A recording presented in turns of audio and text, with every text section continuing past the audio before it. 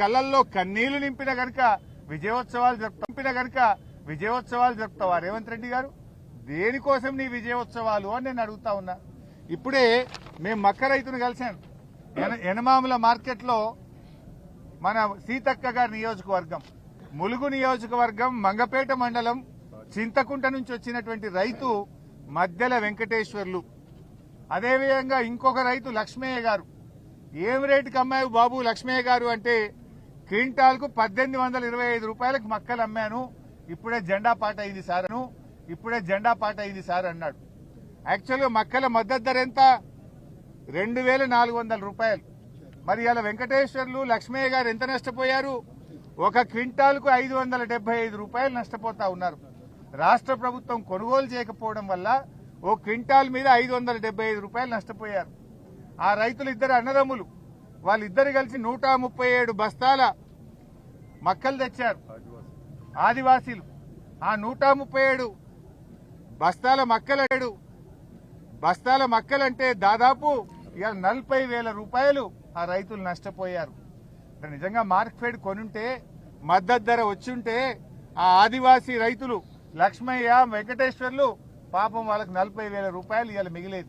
వాళ్ళు చెప్తా ఉన్నారు, యూరియా రాక 20 రోజులు వరంగల్కి వచ్చి తిరిగాం, రోజుకొక్క సంచి దొరికింది, కొంత ఓ ఎకరమంత పొలం అయితే మక్క నిలబడిపోయింది సార్, పంట దిగుబడి తగ్గిందని.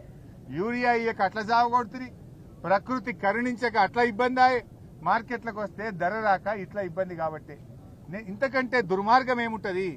నువ్వు ఏం చేస్తున్నావు? జూబ్లీ హిల్స్ ప్యాలెస్ లో కూర్చొని నువ్వు ఊహా లోకంలో విహరించడమేనా? నీ కలెక్షన్ల మీద రివ్యూ చేయడమే గాని రైతుల పంటలు ఎట్లా అమ్ముతున్నాయో రివ్యూ చేసే బాధ్యత రేవంత్ రెడ్డి గారికి లేదా అని నేను అడుగుతా ఉన్నా. ఇలా మధ్యల వెంకటేశ్వర్లకు, లక్ష్మయ్యకు మీరు ఇచ్చే సమాధానం ఏంది? ఆ రైతు పరిస్థితి ఏంది? అక్కడ మార్కెట్ అధికారులుంటే అడిగాను, ఎన్ని మక్కలు కొన్నారా ఇప్పటిదాకా వరంగల్ ఎనమాముల మార్కెట్లో అంటే 3,400 క్వింటాలు మాత్రమే కొన్నారట. పోనీ ఎవరికన్నా ఒక పైసా ఇచ్చారా అని అడిగిన. ఇప్పటిదాకా మక్కలు కొన్న రైతులకు రాష్ట్ర ప్రభుత్వం ₹1 విడుదల చేయలేదు సార్, అందువల్ల మేము రైతులకు ఇయ్యలేదు సార్ అంటున్నాడు మార్కెట్ అధికారులు. మాటలు ఎట్లుంటాయి రేవంత్ రెడ్డి గారి? వడ్లు కొన్నా, మక్కలు కొన్నా 24 గంటల్లో రైతుల అకౌంట్లలో డబ్బులు జమ చేస్తామన్నారు. మక్కలు కొనబట్టి నెల రోజులాయే, ఏ ఒక్క రైతుకు ఇవాళ ₹1 కూడా డబ్బులు ఇయ్యలేదు. నువ్వు డబ్బులు ఇస్తలేవు కనుకనే దళారులకు 500, 600 తక్కువకు ఇవాళ మక్కలు అమ్ముకునే పరిస్థితి వచ్చింది. అంటే నీ మాటలు ఎక్కువ, చేతలు తక్కువ. మక్కలు కొనవైతివి, పత్తి కొనరైతివి, మరి వడ్లు చూస్తే అవి కూడా సరిగా కొనే పరిస్థితి లేదు. 85 లక్షల మెట్రిక్ టన్నుల వడ్లు కొంటామన్నారు. ఇప్పటిదాకా ఈ రాష్ట్రంలో కొన్నది అంతా 10 లక్షలు కూడా కాలేదు. ఇలా బోనస్ బోగస్ అయిపోయింది. పోయిన యాసంగి బోనస్ ఎప్పుడు ఇస్తారు రేవంత్ రెడ్డి గారు అని నేను అడుగుతా ఉన్నా.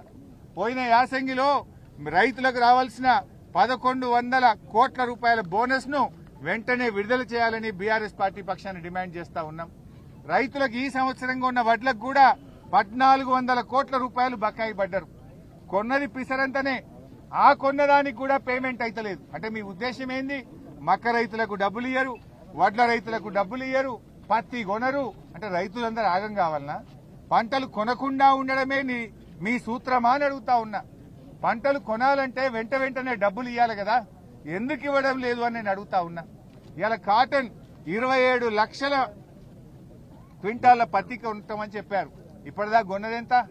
1,00,000 క్వింటాలు కూడా కొనలే. అంటే మీ ఉద్దేశం ఏంది? మీరు కొనకుంటే తక్కువ ధరకు దళారులకు అమ్ముకోవాలి, దళారులు బాగుపడాలి, రైతులు మునగాలనా మీ ప్రయత్నం? వ్యవసాయ మంత్రి గారు ఢిల్లీకి ఉత్తరం రాస్తాడు, చేతులు దులుపుకుంటాడు. పోండి, మీ 8 మంది ఎంపీలు తీసుకొని ఢిల్లీ పోండి, ముఖ్యమంత్రి గారు ఢిల్లీ పోండి. రైతుల కంటే ముఖ్యమైనది ఏంటిది మీకు అని నేను అడుగుతా ఉన్నా. యూరియా దొరకలేదంటే ఉత్తరం రాసినాం ఢిల్లీకి అంటారు. పత్తి రైతులు పత్తి కొంటలేరు అంటే ఢిల్లీకి ఉత్తరం రాసినామంటారు. ఉత్తరం రాయడానికేనా మీరున్నది? రైతుల్ని ఆదుకోవడానికా, ఉత్తరాలు రాసి చేతులు దులుపుకోవడానికా అని మేము అడుగుతా ఉన్నాం. ఈరోజు ఇప్పటికైనా కేంద్ర ప్రభుత్వం ముందుకు రావాలి. ఈ రాష్ట్రం నుంచి ఉన్న 2 కేంద్ర మంత్రులు, 8 మంది ఎంపీలు, మరి ఇద్దరు కలిసి మరి దయచేసి ఈ పత్తి రైతుల సమస్యలు పరిష్కరించండి.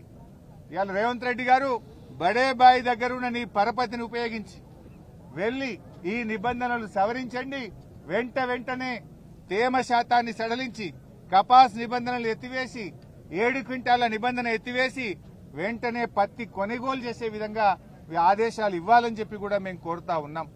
ఇవాళ తెలంగాణ రైజింగ్ అంటాడు రేవంత్ రెడ్డి గారు. ఏం రైజింగ్ అయింది నాయన?